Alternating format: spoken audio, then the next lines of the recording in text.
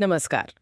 आज हम भारतीय राजनीति के एक बहुत ही महत्वपूर्ण और उथल-पुथल वाले दौर पर थोड़ी गहराई से बात करेंगे। नमस्कार। एक ऐसा समय जिसने देश के राजनीतिक नक्शे को शायद हमेशा के लिए बदल दिया। हाँ, बिल्कुल। हम 2014 से 2019 के बीच के जो 5 साल थे, उन पर ध्यान देंगे। हाँ, ये वो दौर था जब मतलब सिर्फ हार जीत नहीं हुई, सत्ता के केंद्र बदले, बात करने का तरीका बदला और लीडरशिप जिसे कहते हैं उसकी परिभाषा भी शायद थोड़ी नई हो गई। सही। एक तरह से कहें तो भारतीय लोकतंत्र का जो ताना बाना है उसमें कई नए धागे जुड़े और कुछ पुराने शायद उधड़ भी गए। और हमारी ये जो पड़ताल है, ये द कांग्रेस क्रॉनिकल्स नाम की एक श्रृंखला है, उसके 11वें एपिसोड के विवरण पर आधारित है। अच्छा। उसका शीर्षक ही काफी कुछ कहता है, the Modi wave and Congress collapse 2014 to 2019। और मुख्य विषय प्रभुत्व का अंत। हाँ, प्रभुत्व का अंत, ये शब्द अपने आप में एक पूरी कहानी कहते हैं, है ना? बिल्कुल। एक ऐसी पार्टी कांग्रेस जिसने दशकों तक भारत की राजनीति को दिशा दी, उसका सिमटना और फिर एक नई राजनीतिक शक्ति का जबरदस्त उभार, ये विश्लेषण शायद इसी बदलाव की परतें खोलता है। तो इस चर्चा का हमारा मकसद क्या है? हम स्रोत सामग्री को देखते हुए ये समझने की कोशिश करेंगे कि कैसे भारत की सबसे पुरानी राजनीतिक पार्टी कांग्रेस अपने इतिहास के सबसे मुश्किल दौर से गुजर रही थी। ठीक उसी समय जब नरेंद्र मोदी के नेतृत्व में बीजेपी मतलब भारतीय जनता पार्टी ने एक अभूतपूर्व, एक निर्णायक जनादेश हासिल किया। हाँ, तो चलिए इसी गुत्थी को थोड़ा सुलझाने की कोशिश करते हैं। जरूर। और जैसा कि स्रोत भी इशारा करता है, ये कहानी सिर्फ दो पार्टियों की नहीं है। अच्छा। ये कहानी है बदलते हुए भारत की, नई उम्मीदों की, संचार की जो क्रांति हुई उसकी, और हाँ, लीडरशिप के बदलते हुए स्टाइल की भी। ये समझने की कोशिश है कि इन बदलावों की जड़ें कहाँ थीं और इनके दूरगामी असर क्या हुए। तो शुरुआत करते हैं 2014 के आम चुनावों से। स्रोत इसे सिर्फ एक चुनाव नहीं कहता, बल्कि एक ऐतिहासिक मोड़, एक वाटरशेड मोमेंट कहता है। हाँ। ऐसा क्यों?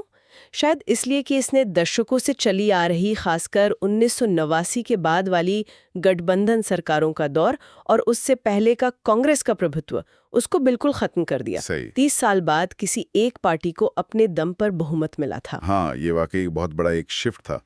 गठबंधन युग की ये जो अनिश्चितताएं थी, उसके बाद नरेंद्र मोदी और बीजेपी को मिला ये साफ बहुमत, ये अपने आप में मतलब अभूतपूर्व था।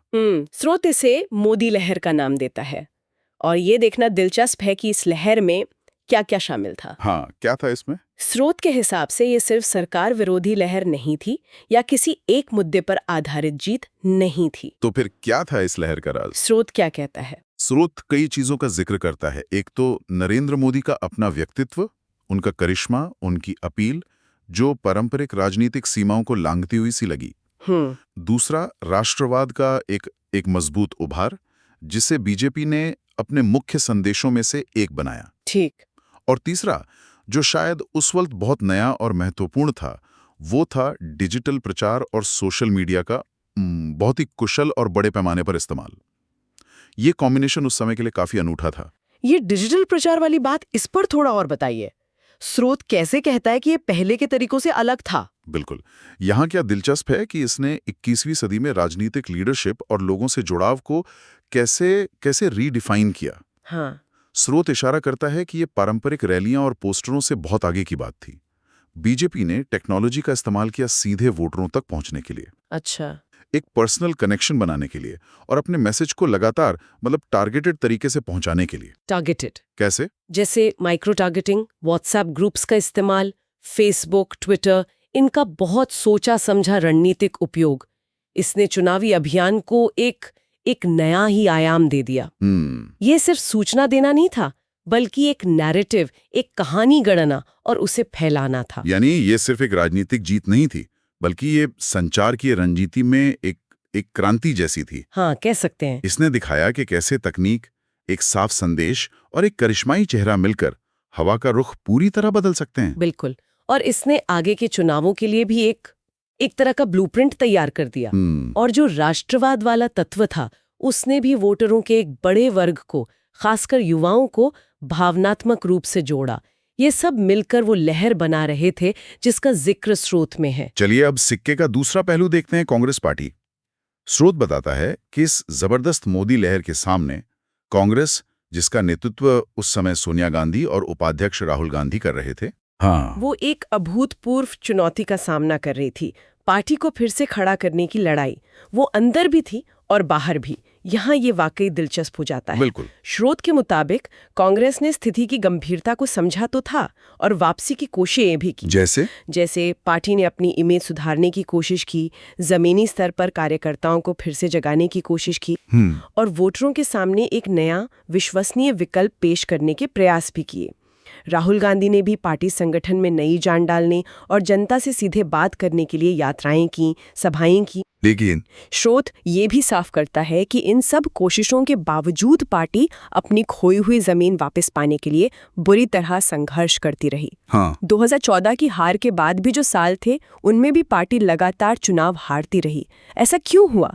क्या कोशिशें गलत दिशा में थी या चुनौती ही इतनी बड़ी थी? ये एक बहुत अहम सवाल उठाता है और स्रोत इसका कोई एक सीधा जवाब नहीं देता, बल्कि कई संभावित वजहों की तरफ इशारा करता है। क्या वजह? एक तो ये कि क्या कांग्रेस की रणनीति बीजेपी की जो आक्रामक और टैक्स सेवी रणनीति थी, उसका मुकाबला करने के लिए काफी थी। दूसरा, क्या पार्टी बदलते हुए भारत के नब्ज को, खासकर जो युवा वोटर थे, उनकी उम्मीदों को, उनकी भाषा को, क्या उसे पकड़ने में कहीं चूक रही थी? तो क्या ये सिर्फ स्ट्रैटेजी की बात थी या कुछ और भी था? स्रोत संकेत देता है कि ये शायद दोनों का मिला-जुला असर था। मतलब रणनीति के लेवल पे शायद बीजेपी के प्रचार तंत्र का तोड़ निकालना मुश्किल था। ठीक। लेकिन साथ ही एक गहरा मुद्दा ये भी था कि क्या पार्टी अपनी जो पारंपरिक विचारधारा है और जो नए दौर की राजनीतिक हकीकत है, उसके बीच सही तालमेल बिठा पा रही थी? क्या पार्टी का संदेश उन वोटरों तक पहुंच पा रहा था जो दशकों पुरानी वफादारी से बंधे नहीं थे? हाँ, ये अहम है। स्रोत बताता है कि ये कांग्रेस के लिए एक गहरे आत्ममंथन का दौर था, लेकिन शायद बाहरी दबाव और अंदर की दुविधाएं इतनी ज्यादा थीं कि तुरंत कोई असरदार हल निकालना मुश्किल हो रहा था। और जब कांग्रेस इस तरह के संघर्ष और आत्ममंथन में थी, बीजेपी न सिर्फ सत्ता में थी बल्कि अपनी पकड़ और मजबूत कर रही थी। बिल्कुल। स्रोत कहता है कि 2014 की जीत कोई एक बार की घटना नहीं थी, बल्कि इसने बीजेपी के राष्ट्रीय राजनीति के केंद्र में आने की प्रक्रिया को और तेज कर दिया। हाँ, और स्रोत इस बात पर खासतौर पर जोर देता है कि बीजेपी के पास इस दौर में एक स्पष्ट वैचारिक दिशा थी, एक एजेंडा था। राष्ट्रवाद, सांस्कृतिक पहचान, विकास और एक मजबूत निर्णायक लीडरशिप। उनका यह संदेश वोटरों के एक बड़े हिस्से को अपील कर रहा था। अच्छा। और इस वैचारिक स्पष्टता ने उन्हें कांग्रेस के मुकाबले, जो शायद अपनी पहचान और दिशा को लेकर कुछ कंफ्यूज दिख रही थी, एक ज्यादा ठोस और विश्वसनीय विकल्प के तौर पर पेश करने में मदद की। आपने वैचारिक स्पष्टता और विकल्प की बात की, तो क्या इसका मतलब ये है कि ये लड़ाई सिर्फ सत्ता या सीटों की नहीं थी, विचारों की भी थी, नैरेटिव की भी? अगर हम इसे बड़ी तस्वीर में देखें तो निश्चित तौर पर यह सिर्फ सत्ता का ट्रांसफर नहीं था, ये वैचारिक ध्रुवीकरण के तेज होने का भी दौर था। अच्छा, ध्रुवीकरण। हाँ, स्रोत के अनुसार बीजेपी अपनी विचारधारा, जिसे अक्सर हिंदुत्व या सांस्कृतिक राष्ट्रवाद से जोड़ा जाता है, उसको सफलतापूर्वक मेन स्ट्रीम बहस का हिस्सा बनाने में कामयाब रही। दूसरी तरफ कांग्रेस शायद अपनी जो सेक्युलर और सामाजिक न्याय की विरासत थी, उसे नए संदर्भ में प्रभावी ढंग से पेश करने में थोड़ी जूझ रही थी। और जब हम वैचारिक ध्रुवीकरण की बात करते हैं, इसका मतलब क्या होता है? इसका मतलब अक्सर ये होता है कि राजनीतिक बहस में भावनात्मक मुद्दे, पहचान से जुड़े सवाल, इतिहास की बातें ये ज्यादा हावी हो जाती हैं। हाँ। और समाज थोड़ा स्पष्ट वैचारिक खेमों में बढ़ता हुआ सा देखने लगता है। ये दौर इसी प्रक्रिया का गवाह बना। ये दिलचस्प है कि कैसे विचारधारा का पहलू इतना जरूरी हो गया। स्रोत कांग्रेस की कुछ और खास दिक्कतों का भी जिक्र करता है, जो शायद उनके संघर्ष को और बढ़ा रही थीं, जैसे कि डिजिटल युग में वो कम्युनिकेशन गैप। हाँ, ये एक बहुत ही अहम बिंदु है जिसे स्रोत उठाता है। हाँ, हमने पहले बात की कि कैसे बीजेपी ने डिजिटल मीडिया का इस्तेमाल किया। हाँ। इसके उलट स्रोत बताता है कि कांग्रेस इस मोर्चे पर पिछड़ती हुई नजर आई। आज के जमाने में जब लोगों तक जानकारी पहुंचाने और बात करने का एक बड़ा जरिया डिजिटल प्लेटफॉर्म है, बिल्कुल, तो ये पिछड़ापन एक बड़ी कमजोरी बन गया। अपना संदेश सही समय पर, सही तरीके से, सही लोगों तक पहुंचाना और विरोधियों के नैरेटिव का असरदार तरीके से जवाब देना, इन सब में कांग्रेस को दिक्कतें आईं। और इसी से जुड़ा एक और मुद्दा स्रोत उठाता है, युवा वोटरों के साथ वो पीढ़ीगत अलगाव, मतलब जेनरेशनल डिस्कनेक्ट। बिल्कुल। भारत दुनिया के सबसे युवा देशों में से एक है। वोटरों का एक बहुत बड़ा हिस्सा युवा है। हाँ। उनकी प्राथमिकताएं, बात करने का तरीका, दुनिया को देखने का नजरिया ये पिछली पीढ़ियों से अलग हो सकता है। सही बात है। स्रोत इशारा करता है कि कांग्रेस पार्टी शायद इस नई पीढ़ी की नब्ज को पकड़ने में, उनकी भाषा में बात करने में और उनके लिए जो जरूरी मुद्दे थे उन्हें उठाने में कहीं ना कहीं चूक रही थी। ये पीढ़ीगत अलगाव पार्टी के लिए एक बड़ी रुकावट बना, क्योंकि वो उस बड़े वोट बैंक तक ठीक से नहीं पहुंच पा रहे थे जो आने वाले वक्त की राजनीति को शक्ल देने वाला था। तो क्या उनकी नीतियां युवाओं को पसंद नहीं आ रही थीं? ऐसा लगता है कि पार्टी की नीतियां और उनका जो प्रस्तुतिकरण था वो शायद युवाओं को उतना अपील नहीं कर पा रहा था जितना शायद बीजेपी का राष्ट्रवाद और अवसरों का वादा कर रहा था। इन सब चुनौतियों के बीच एक उम्मीद थी कि शायद 2019 के आम चुनावों में कांग्रेस कुछ वापसी करेगी। हाँ, उम्मीदें थीं। पार्टी ने कोशिशें भी की, राफेल जैसे मुद्दे जोर शोर से उठाए, न्याय जैसी बड़ी योजना का वादा किया, लेकिन नतीजे उम्मीदों के बिल्कुल उलट रहे। कांग्रेस को 2014 से भी बड़ी हार झेलनी पड़ी। हाँ, 2019 की हार कांग्रेस के लिए एक बहुत बड़ा झटका साबित हुई, जैसा कि स्रोत बताता है। मतलब 2014 से भी ज्यादा? अगर 2014 एक भूकंप था, तो 2019 उसके बाद आया एक और जोरदार झटका था जिसने पार्टी की नींव को और ज्यादा हिला दिया। बाप रे! इस हार ने पार्टी के अंदर जो नेतृत्व का संकट था उसे अभूतपूर्व रूप से गहरा कर दिया। राहुल गांधी ने हार की जिम्मेदारी ली, अध्यक्ष पद से इस्तीफा दे दिया। हाँ, जिससे एक अनिश्चितता का माहौल बन गया। तो क्या इस हार के बाद सवाल सिर्फ रणनीति या लीडरशिप तक ही रहे, या मामला और आगे बढ़ गया? स्रोत के हिसाब से मामला कहीं ज्यादा गहरा हो गया। अब सवाल सिर्फ चुनावी रणनीति या किसी एक नेता पर नहीं थे। तो फिर किस पर? पार्टी की जो मूल विचारधारा है उस पर गंभीर बहस छिड़ गई। क्या कांग्रेस की सेक्युलरिज्म की परिभाषा आज के माहौल में सही है? क्या पार्टी को अपनी आर्थिक नीतियों पर फिर से सोचने की जरूरत है? और सबसे बड़ा सवाल, नेहरू गांधी परिवार की पार्टी में जो भूमिका है, जो विरासत है, उसके भविष्य पर उठ खड़ा हुआ। अच्छा, क्या पार्टी को इस विरासत से आगे देखने की जरूरत है या यही उसकी असली ताकत है? ये ऐसे बुनियादी सवाल थे जिनसे पार्टी जूझने लगी। यानी 2019 की हार ने पार्टी को सिर्फ चुनावी संकट में नहीं डाला, बल्कि एक तरह के अस्तित्व के संकट में धकेल दिया। स्रोत का विश्लेषण कुछ इसी तरफ इशारा करता है। लीडरशिप का खालीपन, दिशा को लेकर कंफ्यूजन, कार्यकर्ताओं का गिरता हुआ मनोबल, ये सब मिलके एक ऐसी सिचुएशन बना रहे थे जहां पार्टी के भविष्य पर ही सवालिया निशान लग गया था। तो इसका मतलब क्या हुआ? इसका मतलब ये हुआ कि पार्टी को न सिर्फ अपनी चुनावी रणनीति बल्कि अपने मूल सिद्धांत, अपनी पहचान और बदलते भारत में अपनी जगह, इन सब को लेकर गहराई से और शायद तकलीफदेह तरीके से सोचने की जरूरत महसूस हुई।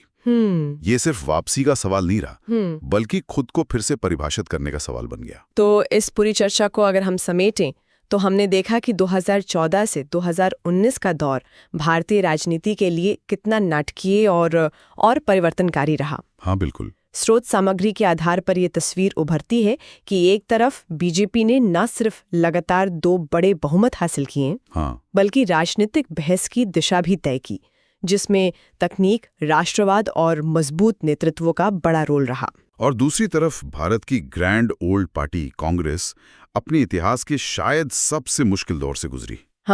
उसे न सिर्फ चुनावी हार का सामना करना पड़ा, बल्कि अपनी पहचान, अपनी विचारधारा और अपने नेतृत्व को लेकर भी गंभीर चुनौतियों से जूझना पड़ा।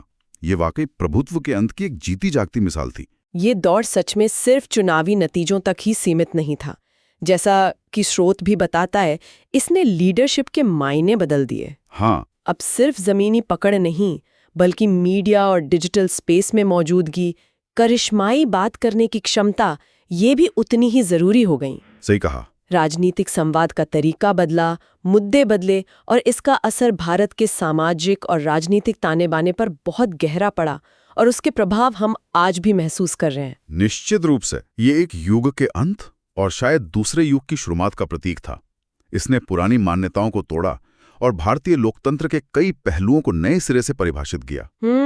चक्र होता है, ये कितना स्थायी होता है या अस्थायी? दिलचस्प सवाल। क्या किसी ताकतवर दल का पतन हमेशा के लिए होता है, या बदलते समय, नई रणनीतियों और नई पीढ़ी के नेतृत्व के साथ वापसी की, मतलब पुनरुत्थान की गुंजाइश हमेशा बनी रहती है? भारत का अपना राजनीतिक इतिहास इस पर सोचने के लिए काफी मसाला देता है ना? बिल्कुल, ये वाकई एक दिलचस्प सवाल है जिस पर लगातार सोचा जा सकता है। खासकर जब हम किसी भी राजनीतिक दल के उतार चढ़ाव को देखते हैं। आज की इस गहन पड़ताल में बस इतना ही। धन्यवाद।